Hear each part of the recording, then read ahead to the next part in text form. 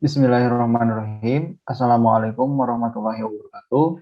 Kami dari kelompok pengambilan keputusan akan mempresentasikan tentang influence diagram.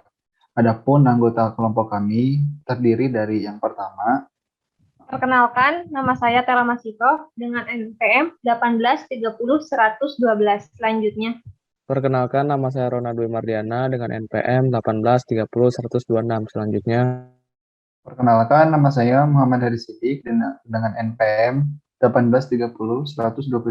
Selanjutnya, Perkenalkan, nama saya Santi Purnama Maulan dengan NPM 1830-138. influence diagram. Influence diagram adalah representasi grafis dan matematis yang disingkat dari situasi keputusan.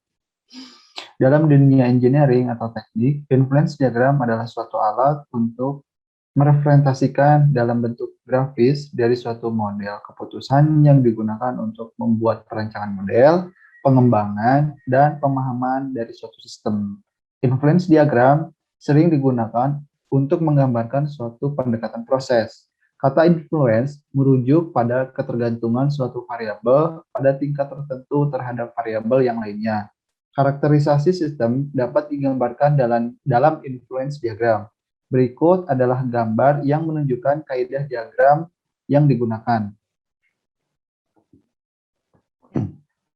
Yang pertama, ada awan. Awan menunjukkan ada variabel atau tidak ada terkontrol. Yang selanjutnya ada kotak yang menunjukkan variabel keputusan. Selanjutnya ada oval yang menunjukkan variabel hasil atau output. Selanjutnya ada lingkaran yang menunjukkan variabel sistem. Dan yang terakhir adalah ada aliran yang digambarkan dengan panah. Selanjutnya akan dilanjutkan oleh rekan saya.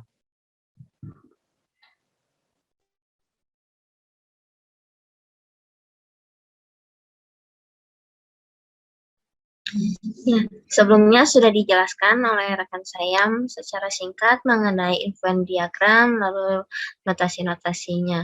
Nah, untuk notasi secara jelasnya, yaitu mengidentifikasi beberapa elemen yang terlibat seperti input yang terkendali atau control input, lalu input yang tidak terkendali atau uncontrollable input, output, dan komponen sistem. Nah, untuk komponen-komponen sistem ini direpresentasikan dengan atribut-atributnya karena hal tersebut berpengaruh atau berubah dengan adanya influence relationship. Nah, masing-masing dari atribut ditunjukkan secara terpisah dan dapat dilihat pada variabel-variabel sistem. Variabel sistem ini yaitu nilai dari corresponding state variable. Nah, sebagai contohnya pada production atau inventory system, lalu raw material yang dipakai menjadi variabel, dan jumlah atau nilai rata-ratanya. Nah, ini akan mengurangi besarnya stok raw material. Selanjutnya, nah, influence diagram juga terkadang disebut pertama itu dengan diagram kausal. Lalu yang kedua, diagram sebab akibat. Lalu yang ketiga, model dinamik. Nah, influence diagram ini memiliki dua model, yaitu yang pertama itu ada konsep Forrester, lalu yang kedua ada konsep Eden. Untuk selanjutnya akan dibahas oleh rekan saya, Rona. sesuai dengan apa yang telah Saudara Santi sebutkan bahwa influence diagram itu memiliki dua konsep, yaitu konsep Forrester dan konsep Eden.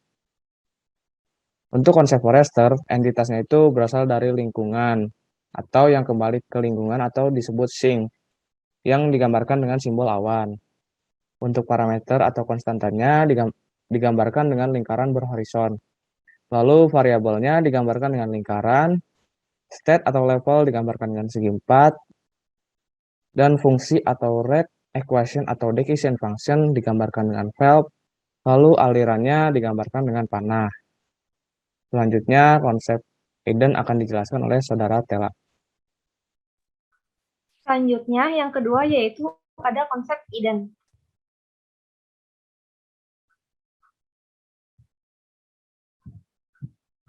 Di mana konsep Eden ini memiliki 4 simbol. Yang pertama, variabel bebas input tidak terkendali digambarkan dengan awan.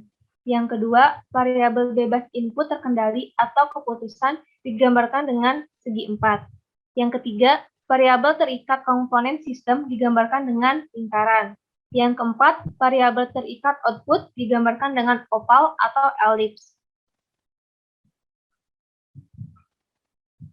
Sebagai contoh untuk diagramnya yaitu seorang pedagang jam ingin membeli 2 jenis jam tangan, yaitu jam tangan digital dan jam tangan mekanik.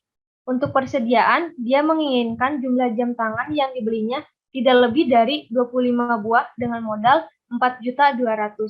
Tiap jam tangan digital harganya 150.000 dan jam tangan mekanik harganya 200.000. Laba yang diperoleh setiap penjualan sebuah jam tangan digital 50.000 dan sebuah jam tangan mekanik 70.000. Jika pedagang itu ingin menentukan masing-masing banyaknya jenis jam tangan yang akan ia beli agar labanya maksimal, maka berapa banyak yang harus dibeli untuk memenuhi laba maksimal. Selanjutnya akan dijelaskan diagramnya. Nah, di sini ada laba untuk menentukan laba maksimal. Laba maksimal ini kita peroleh dari laba jam digital dan laba jam mekanik, di mana dia juga dipengaruhi oleh harga jual jam digital dan harga jual mekanik, yang di mana dari laba jam digital itu dia memperoleh 50.000 dan dari laba jam tangan mekanik memperoleh 70.000, yang di mana juga dipengaruhi oleh harga beli jam digital dan harga beli jam tangan mekanik, di mana yang digital ini harga belinya 150.000 dan harga beli si mekanik ini 200.000. Nah, sedangkan untuk kapasitasnya sendiri hanya tidak boleh lebih dari 25 buah. Nah, sebab itulah harus ditentukan juga dipengaruhi oleh jumlah jam mekanik dan jumlah jam digital agar memperoleh laba. Nah, dari situ juga dari jumlah jam tangan digital dan jumlah jam tangan mekanik dan harga beli jam mekanik dan digital akan memperoleh total biaya beli berapa sih keseluruhannya yang akan dibeli agar tidak melebihi modal, yang dimana modalnya itu 4.200.000. Jadi saling keterkaitan semuanya. Mungkin cukup sekian penjelasan diagram dari kelompok kami. Mohon maaf bila ada kesalahan atau penjelasan yang kurang tepat. Terima kasih. Wassalamualaikum warahmatullahi wabarakatuh.